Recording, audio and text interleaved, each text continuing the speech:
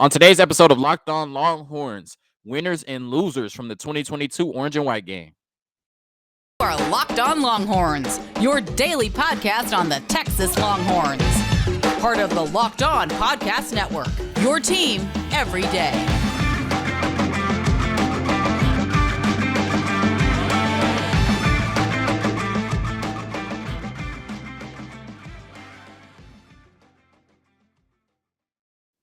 Locked On Longhorns, the show. Jonathan Davis, your host, coming to you today from my YouTube watchers from Chicago. I'm on the 20th floor of the Marriott Marquis in Chicago, so I tried to get y'all a view of the skyline, the Sears Tower, all of that in the background. I don't know how well I did, but coming to you from my favorite city, Chicago, and it looks amazing on this beautiful Monday. Also, thank you all that helped me reach 1,000 subscribers once again on YouTube. We're at 1,100 to be exact now.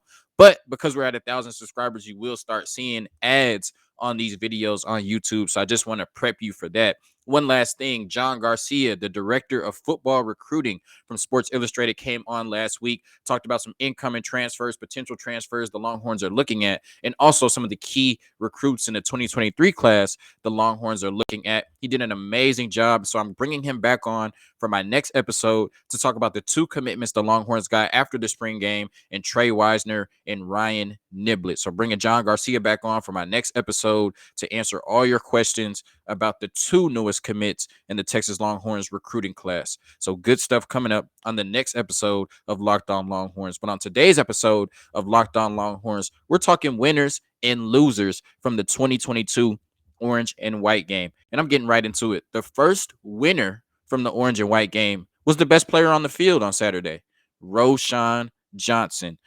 2 touchdowns, one from 1 yard out, and another explosive run where he had 56 yards, took it to the end zone, powered through multiple defenders, and at the end showed that breakaway speed, which is going to be key for this Longhorns football team this season in moments where he has to spell the best running back in the country, Bijan Robinson. But I thought he just looked really explosive. Once again, we know he has one of the best stiff arms in the country. He showed power getting through the line.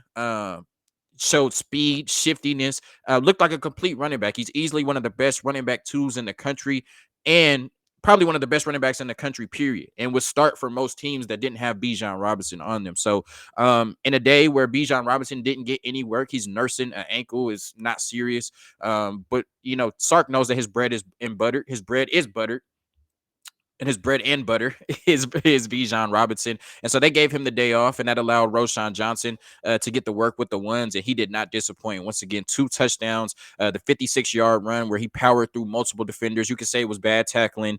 The second, team defense didn't do what needed to be done on that run. But we would hope the first team defense would be able to stop that run for a short game. But nonetheless, sometimes it's just a great play by the offensive player, and Roschon Johnson continued to show that. We've heard all spring that he's made great plays in the running game, but also they've utilized him a lot in the screen and passing game. He's made some huge plays there, and he came out and seized the moment in the Orange and White game and had that big touchdown, and also had another 1-yard touchdown run. It was a little controversial. People feel like Keelan Robinson got in, but they said he was down at the 1, and so Roschon did what needed to be done and carried that in. The best player on the field in the Orange and White game, and a huge winner from Saturday's game. I think that you have to split the carries. Now, listen, we know Bijan Robinson, his mind's on the NFL. This is last year at Texas. He's 12 to 15 games away from the NFL. Of course, he loves the Longhorns. Of course, he's going to play hard. He's going to have the best season possible. But we know that his eye is on playing on Sundays. And so I think that the split at carries needs to be 80-20 or at least 75-25 between Bijan and Roschon. Now, you know that Keelan Robinson is going to come in and get some touches. Jonathan Brooks is going to come in and get some touches.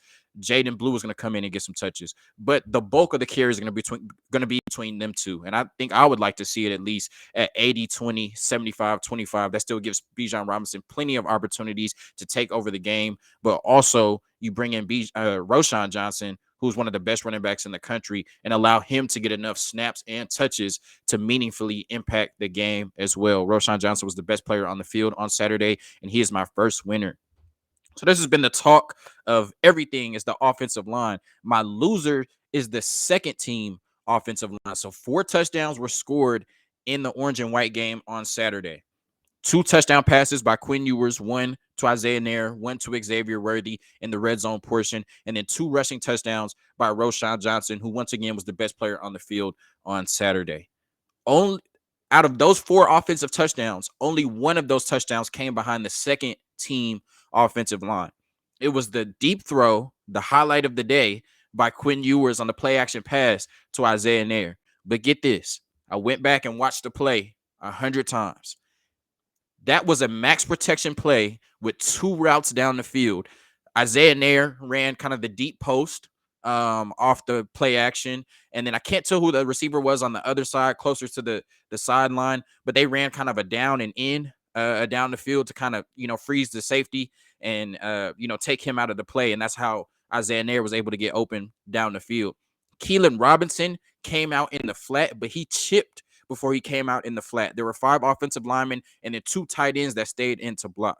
So on the one touchdown that the team was able to score with the second team offensive line in, they had 7 blockers, 7.5 if you count Keelan Robinson's chip before he goes out into the flat.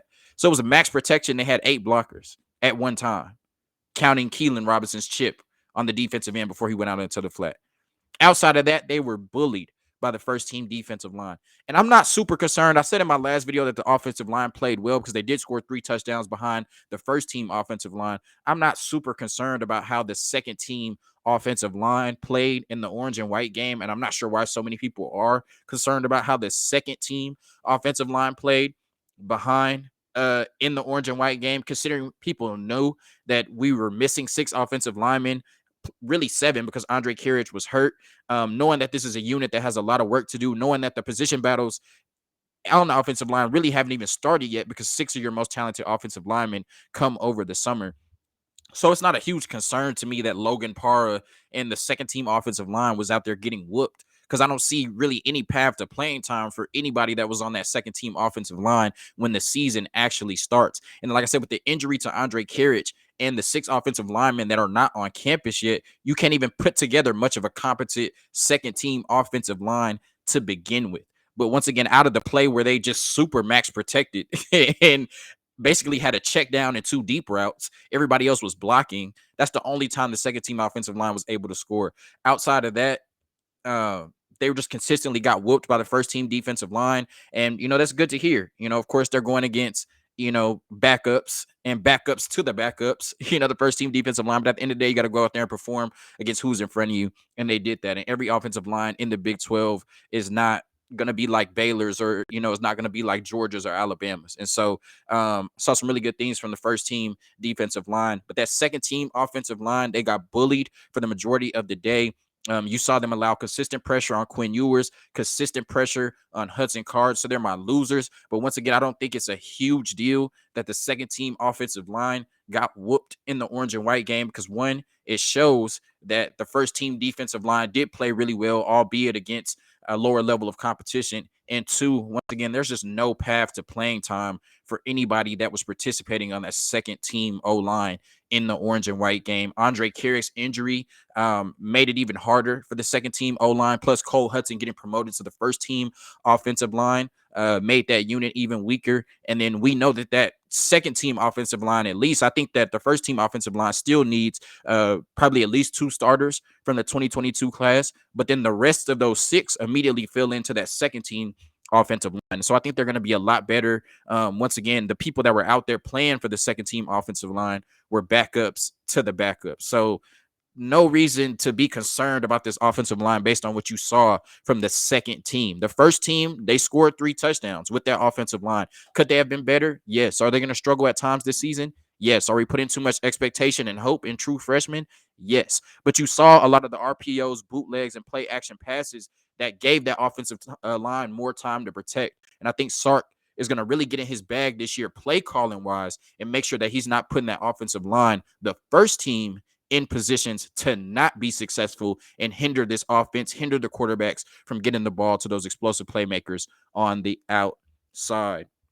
If you want better gut health, try Athletic Greens. It's lifestyle friendly, whether you eat keto, paleo, vegan, dairy free, or gluten free. It contains less than 1 gram of sugar, no GMOs, no nasty chemicals or artificial anything, while still tasting good. It supports better sleep quality and recovery and supports mental clarity and alertness. It's the one thing with the best things. Athletic Greens uses the best of the best products based on the latest science with constant product iterations and third party testing. Right now, it's time to reclaim your health and arm your immune system with convenient daily nutrition. It's just one scoop and a cup of water every day. That's it. No need for a million different pills and supplements to look out for your health. To make it easy, Athletic Greens is going to give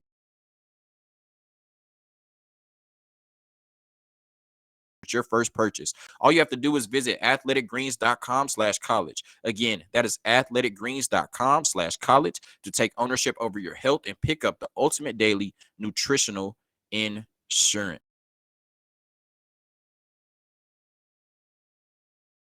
Day has to be both quarterbacks.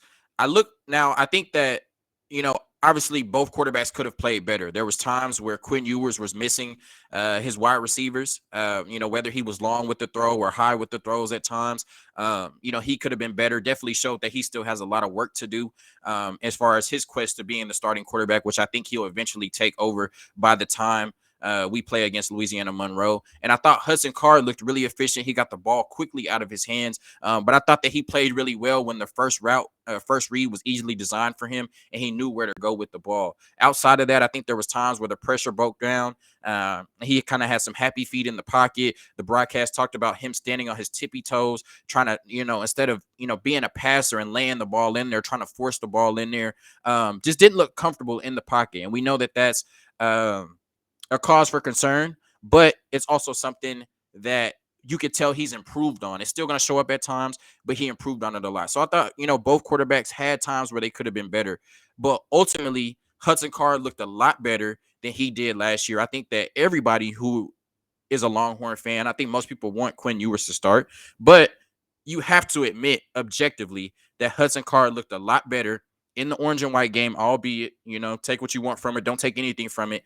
He looked a lot better, was getting the ball out quicker, making the right decisions, looked really efficient, and understood when to take the checkdowns and then when to take plays downfield. I don't think that he had the deep accuracy that we would like to see yet. And then once again, he was a little fidgety in the pocket.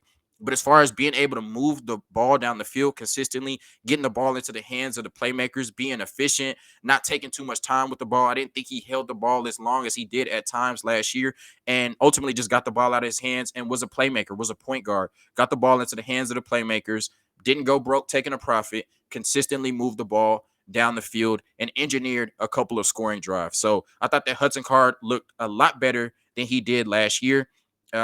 Really improved, really impressed me. And I think he should have impressed a lot of people in Longhorn Nation that he took time over the offseason to get better. And if he doesn't end up the starting quarterback for the Texas Longhorns this year, he's going to have a lot of suitors. And I think putting out some really good film in the orange and white game helped him in that regard as well. Quinn Ewers, once again, he was long and high on some throws. There was some pressure in his face. I thought at times he was able to evade it. Of course, it's the orange and white game, so he's not able to really dodge sacks and things. Once they get close to you, it's a sack. But I liked his movement in the pocket, his calmness, his poise in the pocket, and you have to love the explosive plays. The explosive play to Isaiah Nair. Once again, they had 8 blockers, but he still, put a beautiful deep ball on the money that would be a touchdown to any receiver on the team. It pretty much looked like, and he put that ball right on the money. Didn't allow Isaiah Nair to get tackled at the 10 or 5-yard line.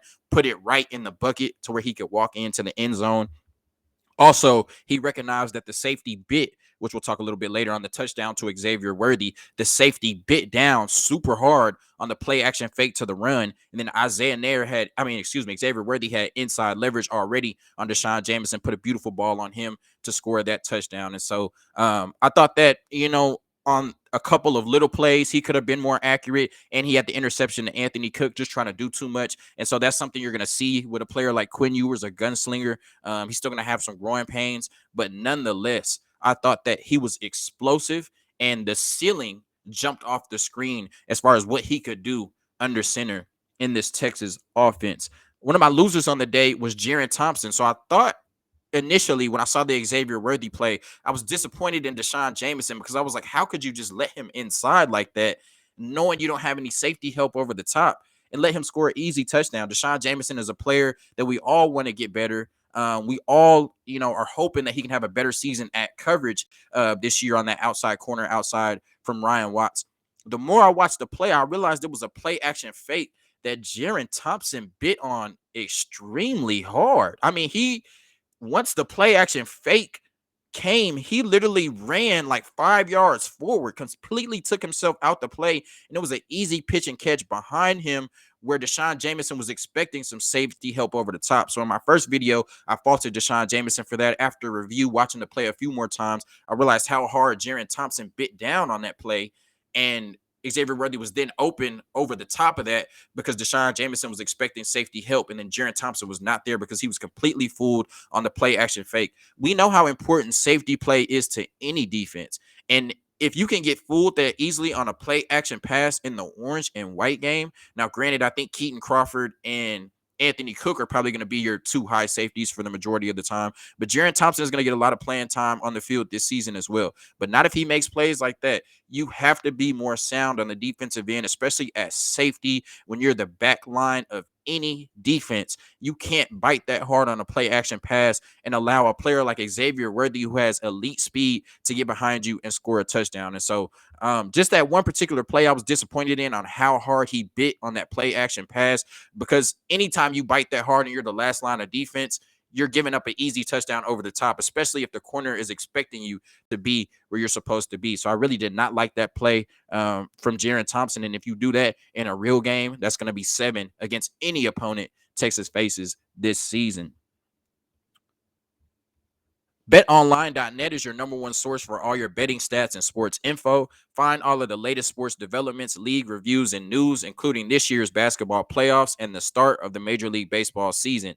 BetOnline is your continued source for all your sport wagering information, from live betting to playoffs, esports, and more. Head to the website today or use your mobile device to learn more about the trends and action. BetOnline, where the game starts. All right, really quickly, the winners from me. The playmakers on offense, Isaiah Nair scored a touchdown. Even though he was with the second team, he scored the touchdown. Showed that he's not just a big receiver, but he also has the wheels to get downfield and score. Once again, it was a breakdown on the play action pass, the touchdown to Xavier Worthy, but he still showed he's one of the best playmakers in the country. Easily kind of, worked Deshaun Jameson at the top of the route to make sure he got inside. And because Jerrin Thompson bit down so hard, it was an easy pitch and catch for Xavier Worthy into the end zone. Jordan Whittington had a lot of splash plays over the middle, and I thought Jaleel Billingsley and JT Sanders made some nice plays as well. So the playmakers looked really good, and this is a unit that is still missing Ajay Hall, still missing a Troy O'Meary, still missing Brennan Thompson. Sark has an embarrassment of riches at the offensive skill positions, not to mention Bijan Robinson didn't play in the orange and white game. This offense is going to be loaded. It's going to be as advertised. And yes, even a streaky offensive line will not be able to stop Sark and these offensive playmakers from putting on a show this season against all of their opponents. The loser for me, Alfred Collins. So we know that he's potentially the most talented player on this defensive line, but yet we're not hearing anything from Alfred Collins. We're hearing Keandre Coburn looked really good. Tavondre Sweat looked really good. To quote Sark, I've been saying this, Byron Murphy is a problem. But if Alfred Collins is the most talented or potentially the most talented defensive lineman on the team, and all we've heard about is consistency, I was expecting him to make some splash plays in the orange and white game, and I didn't see that. And I don't feel like we're hearing his name enough. He needs to be an impact player on this defensive line. He needs to be one of the best, if not the best players on this defensive line. And I'm just not seeing it. I'm not hearing it. If I'm missing something, let me know. But I think Alfred Collins needs to be a lot more dominant than he has been. He needs to make a lot more plays than he has been. And frankly, we just need to hear his name. We're hearing Tavondre Sweat and Byron Murphy stepping up as if they've taken Alfred Collins' place, when Alfred Collins should be the leader and the beast on the interior defensive line. And so it's concerning me that when we consistently talk about these consistency issues with Alfred Collins, I'm consistently not hearing his name.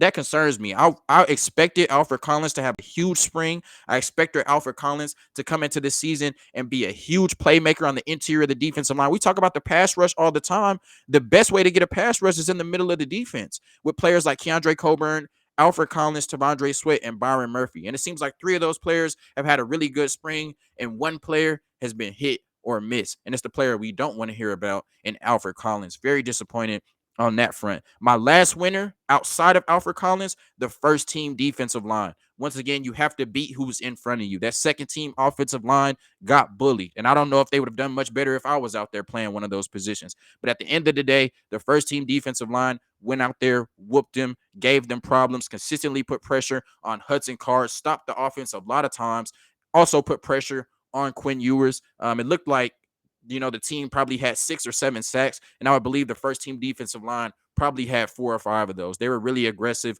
in pursuit, getting to the quarterback. And Barron Sorrell is one player. I mentioned him as a whole, but Barron Sorrell looked really good. Once again, he's been compared to a young Alex Okafor. They love the way that he used his hands, and I think they have a lot of confidence in him as he continues to build on the spring he has, continues to become a better player.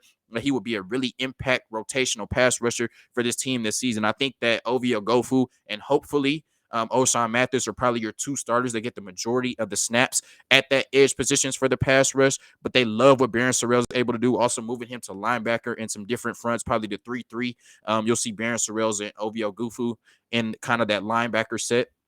But he had a dominant spring game, and I think he's setting himself up for a dominant season in which he shows his proficiency to rush the passer. I thought he was really good, but that first team defensive line as a whole was really good. And I think that it gives Bo Davis, Pete Kwiatkowski, Gary Patterson, and Sark a lot more confidence that, Ovie Ogofu is going to be a good pass rusher for you. Barron Sorrell is going to be a good pass rusher for you. You're hoping O'Shawn Mathis on the 30th makes Texas his decision, and he's going to come in and be closer to that 8-sack season he had than the 4-sack season he had last year. And Justice Finkley, a true freshman early enrollee, continues to make steady increments of progress. He continues to progress day in and day out. And I think by the time the season starts, he's going to be a rotational pass rusher that you can rely on third down situations. Dre Bledsoe, when he recovers from his appendicitis, he'll be a rotational pass rusher, a playmaker for you. Jamon Tapp, just a lot of names there that can make plays on the defensive line. And so